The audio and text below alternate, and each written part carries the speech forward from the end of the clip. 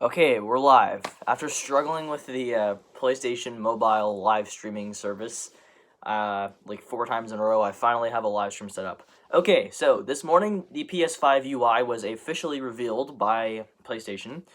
Now this is something I've been looking forward to for quite some time. It was really the last big question I had in regards to the PlayStation before launch was, what is the UI going to be like? Because it was talked about a few months ago. They were basically saying how no pixel is left untouched. It's going to be a complete rehaul of the design, that it was going for simplicity, but slickness and all that kind of stuff, etc., etc. So I was very excited for that because they did tease the startup menu where we basically just saw kind of like gold and a bunch of particles and stuff flying around, and then it was just the PlayStation logo, and I was like, okay, so that's the startup menu.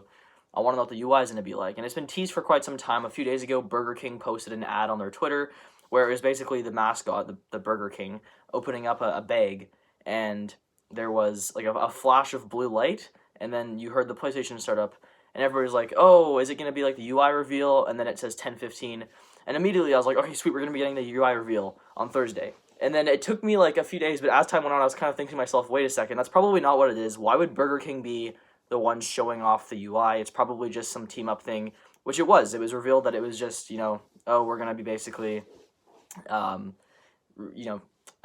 a team up with PlayStation where we're giving away 1,000 free PS5s. So I was like, okay, oh well. But no, they still surprised us this morning and uploaded a state of play showing off the UI. And I was kind of hoping we'd get that. My friend, Jack, he did not think that we'd be getting it, but I was still holding on to hope. I was saying, maybe just because so many people thought that we'd be getting the UI that they would just do it anyways. But anyways, it's out. I'm not doing a regular video for this. I'm just doing a stream, but I'm going to flip my camera so you guys can see my TV and I can discuss these different aspects of the UI. Because I really like it. I'm going to be discussing a few things. I do have some things I'm not a fan of, some things that I'm still wondering about, etc. So let me just get the video set up here. Okay, here we go. I'm going to flip my camera now. And for this portion, because my camera is down there, I'll probably do this. Awful setup, but you know what? It is what it is. I can't even tell how terrible this looks. I'm gonna move my camera back. Yeah, see, this is the problem with live streams. They're so professional, aren't they? There we go. That's actually quite good right there. Okay. Hey Google. Hey Google. Set light to blue. Boom. Hey Google. Set brightness to full. So, yeah, UI. So this is the menu. Or not the menu, but that's the startup screen. Can I get it to focus on it? Of course. I hate how things like Skype and this don't allow you to frickin' focus. Whatever. I'm gonna go hit the lights. I'll be right back, guys. It's so fun doing these live streams, right? Because they're so just professional.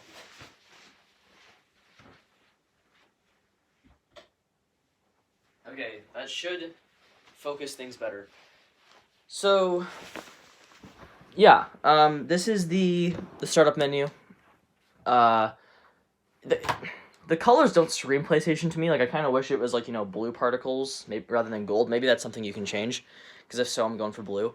But literally just yesterday, they had the 8.0 update for PlayStation 4, which some people don't like because of something to do with the party chat, but they did add new avatars, which are circular rather than square, and I think that's because that's what the what do you call it, the PS5 is going to be like. I think it's going to have that, well, we already know this now because the UI revealed, but it's going to have the circular thumbnail, or not thumbnails, but the avatars rather than square ones. Not a big deal, but again, I'm so excited for this console that everything to me about it is just absolutely awesome. So kind of cool. I'll show you guys what that looks like really quickly. So they added a bunch of, I think they added 70 new avatars yesterday. They're down here. So yeah, there's these circular ones. So there's a lot of Last of Us ones that they added, which are really cool. They added some God of War ones, Ghost of Tsushima, some other ones that are still square. I think there'll probably be a mixture of square and circular ones. But yeah, no, they just added a bunch of new profile pics, which is pretty awesome. So I was quick to go for Nathan Drake, but yeah, so kind of cool that they did that. Again, not a really huge deal, and I probably didn't need to show you guys that, but that was just, to hit home the fact, okay, so there you go, it is circular. Some people think that because they have the Killzone profile pic that it's like hinting at, oh, we're going to be getting a Killzone thing soon. I don't really think so, but so this is kind of like, this is called the cards. This isn't actually like the main menu for the PlayStation. This is just like a quick menu basically for whatever game you're in. And this is kind of a cool thing. Basically how it works is, so in this example, they're playing Little Big Planet, Sackboy Adventure, or whatever it's called. So there's the news on the left, where basically you can read news regarding the games that you're playing. Turn this up a little bit. These colorful characters are called cards. So basically, it tells you like the progress you've made in these levels and stuff, and in the game in general and whatnot. And it's kind of cool because, again, you'll see like just how fast it is loading here, right? Like they switch between levels at some point, and you can definitely see that SSD being taken advantage of, like right here. Some activities even let you jump directly to that place in the game. See, like that's how quick the loading screen is, right? That's insane. But yeah, no, so basically like there's different trophies and stuff, right? Like obviously like everybody's used to trophies on PlayStation. So basically how it works on the PS5 is you can there's like a little menu, like a quick menu for the game that tells you what trophies you're near. It also tells you how much time they estimate you'll need to get that trophy. So it might say like, oh, as you guys can maybe see in the bottom left there, it says about 10 minutes left until they get that trophy. So it's kind of cool that they do things like that, right? Like it tells you like what things you're currently doing, how many more minutes left until you'll probably complete that. Kind of just like a little cool menu idea that I like. So I think these cards things are going to be kind of useful. You can also get hints about how to get trophies. So for example, like with Little Big Planet here, there was a trophy that was like, oh, find this outfit. So then there was hints where like they would just basically show like a couple of pictures that sort of show like the area, like the level you can find it in, and then a video that might show you an area that it's nearby. So it's kind of cool because those little hints. I'm hoping it's not something that makes games too easy, right? Like I'm hoping they don't completely change the way trophies are structured now around this to the point where it's like there's no more difficulty trophies in any games, and trophies are just a lot easier to get from here on out, because that would kind of be a shame. So with a kids game like this, I have no problem with this type of thing.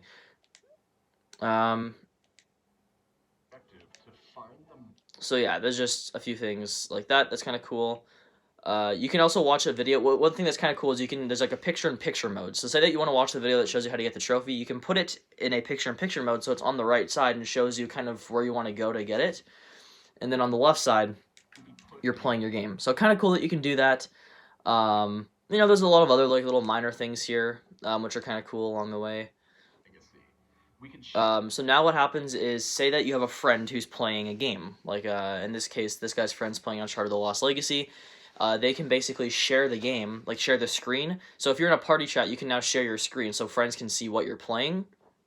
And, you can talk to them and stuff. They're also updating the party chat on PlayStation, so now you can chat between PS4, PS5, and mobile. So say that you have a friend who's, out at the at a store or something like that or whatever, and all of a sudden his friend's like, hey man, do you know how to get past this level or something?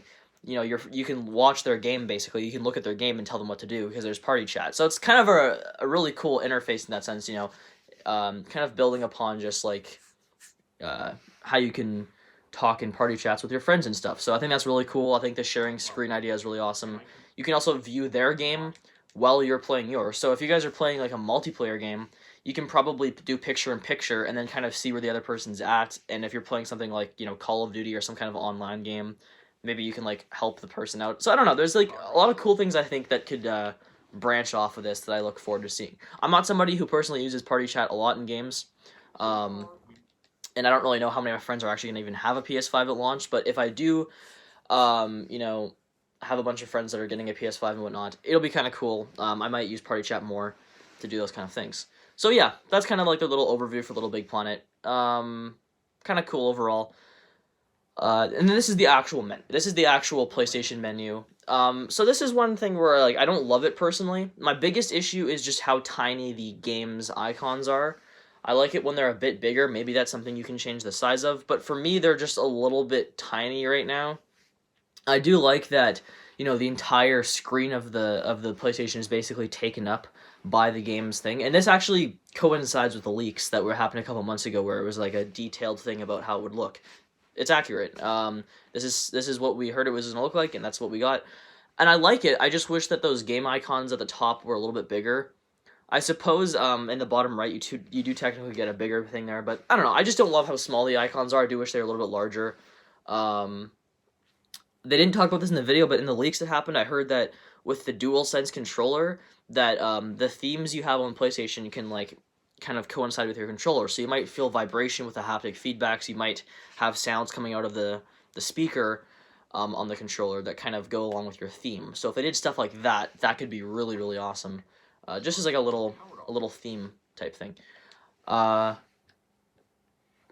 yeah, overall menu, I like it. I mean, again, I wish that the games were like a bigger icon than what they are, but still cool. There's like an activities section or like a explore section where it kind of just talks about like the PlayStation and some updates and kind of stuff like that. The PlayStation Store, this one I'm happy about, heavily improved. One of my problems with the PlayStation Store is that it's like an app you have to open up and it can kind of lag and whatnot. So on the PS5, it's like, it's just like that. It's not even something you have to open up.